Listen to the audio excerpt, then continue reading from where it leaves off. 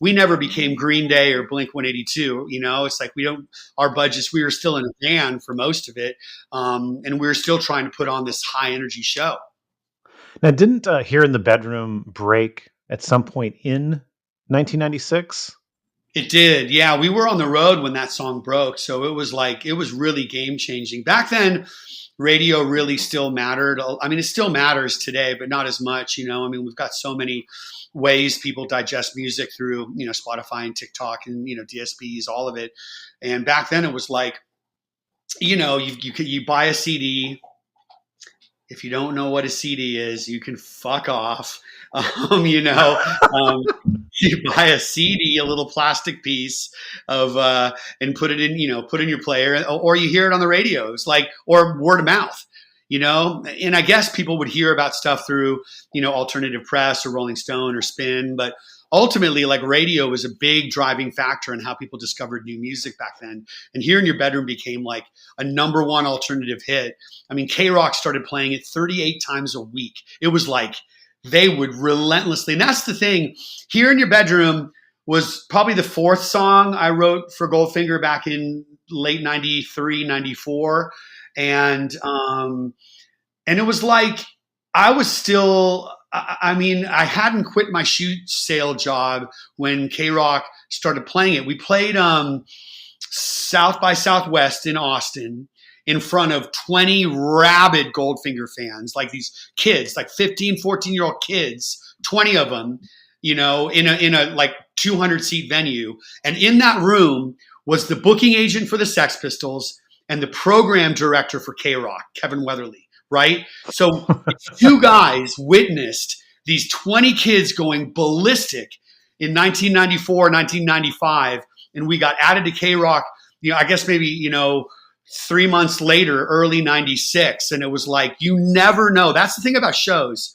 No matter who's there, how many people, like, I just want to put on the best show I can, whether it's 20,000 up in Quebec or it's, 500 at a club, because you never know, like, who's going to be there. Yeah, I was talking to Rick Bondi, who was the booker, I think, in question that you said worked you to death. And he said that at South by Southwest, probably this show, I'm not sure. He said that there was an unusual amount of buzz around you guys, like in a way that's not even typical to South by Southwest. There was, yeah, and it was like we didn't want to do the show because it was like a corporate event or whatever, like an industry event, and but we just someone, I think our manager John Reese at the time convinced us, like, look, it's there's going to be fans there. It's not just going to be industry people, and those 20 kids got like the best, definitely the best show of that weekend. I mean, we went ballistic, and like I said, it's like you never know when these, because I no one told me. It wasn't like someone pulled me aside and said, hey man, this show is going to change the trajectory of your life. You've got, there was it was just a show. We just saw those 20 kids and said, we're going to play for them. And then in hindsight, being added to K-Rock, because at the time, K-Rock was really like, it was the station that every other station in America would follow. Like whatever they would play, every station in the country would play. So they added us, and then we got added to like, I don't know, 30, 40 other stations within 3 weeks. And then we're on tour in our van, and people are, we're selling out clubs because people are hearing Your Bedroom. And then we got added to MTV. It's like all this stuff kind of happened really quickly. Yeah. You mentioned before about shin splints. I know you've gotten many battle scars, right? I know you've had knee surgeries, broken fingers. I want to go back to a very early battle scar, though. When you were 16, you attended a Suicidal Tendencies show. And I think, as I understand it, someone did a backflip and they bonked you in the head, right? Yeah, that was those are the olden days. Like I've had, I've had two lives. I had the life before I got sober and the life after I got sober. Before I got sober, it was like I would put myself in these situations that like, and it's like, I guess getting in the pit at a punk show is, I mean, I guess you never know what's going to happen. But back in the 80s, like I mean, I grew up in the Bay Area, like I was talking about earlier. I grew up in Saratoga, which is near kind of Santa Cruz, Los Gatos, and so all the shows that I went to were in Palo Alto, Berkeley, or San Francisco or San Jose, right? And so I saw Suicidal Tendencies in San Jose.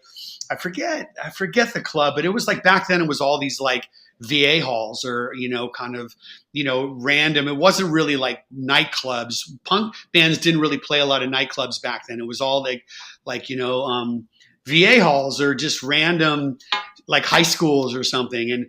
And Suicidal Tendencies played, and I was drinking gin, had a bottle of gin, and I was so hammered. And I was, because usually when you're in the pit, you're kind of aware of your surroundings because there's so much adrenaline. You know what I mean? You're like surrounded by all this high energy, and in the Bay Area, people were they would pick you up. I mean, I saw I saw the Adolescents, Social Distortions, Dead Kennedys. I mean, I saw a ton of those early California punk bands when I was growing up, and people would pick you up when you fell down in the pit.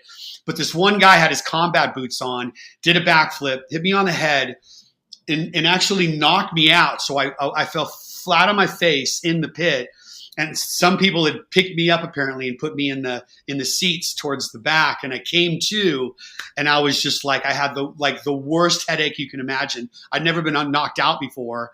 And it was like, from that point on, I would like try and get on the stage and just watch, I'd still stage dive and stuff, but it wasn't like, I was kind of like, stay away from the combat boots to the head. Yeah. I mean, that's a good lesson. Yeah. So going into Goldfinger, predating Goldfinger is Electric Love Hogs. So let's talk about that first. When did Electric Love Hogs form? This was late 80s? So yeah, my first band, Family Crisis, was in high school. We did shows with Bad Religion in 7 Seconds, and I cut my teeth like in the idea of like, it's a do-it-yourself community of people. Like you're changing your strings, loading the van. I mean, I learned early on, when I was still in high school, kind of what it's like to, go on tour, play shows. I moved to LA. I moved to San Diego in 85. I moved to LA in 87. And we put together the Love Hogs in 87.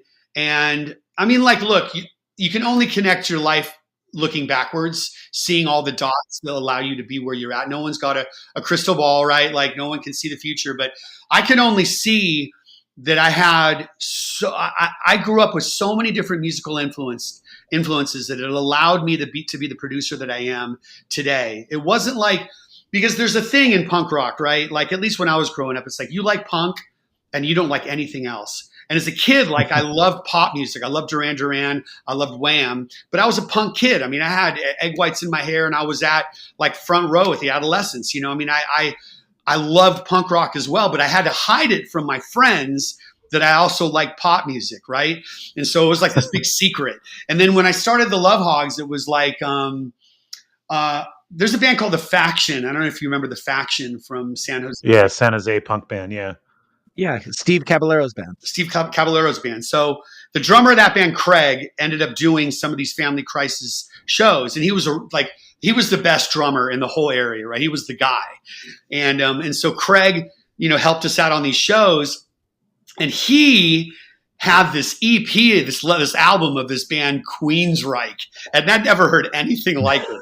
They were like double kick drum, and it was like solos, and they were singing like, oh, and so he was like, bro, this is the next shit. Like thrash is the next shit. And he turned me on to Slayer, Metallica, Anthrax, like all these bands of that genre. And I'm like, fuck, this shit is hard. I mean, it is fucking hard. And so when we started the Love Hogs, like, I mean, to this day, I want to say that the Chili Peppers are probably, the Chili Peppers and the Police like really formed me as a musician. Mm-hmm. Like the idea that like Flea at however old he is and Anthony Kiedis, they just go fucking bonkers live, and it's not like Anthony Kiedis is fucking Freddie Mercury, he's not like a singer, but he is incredible as a performer.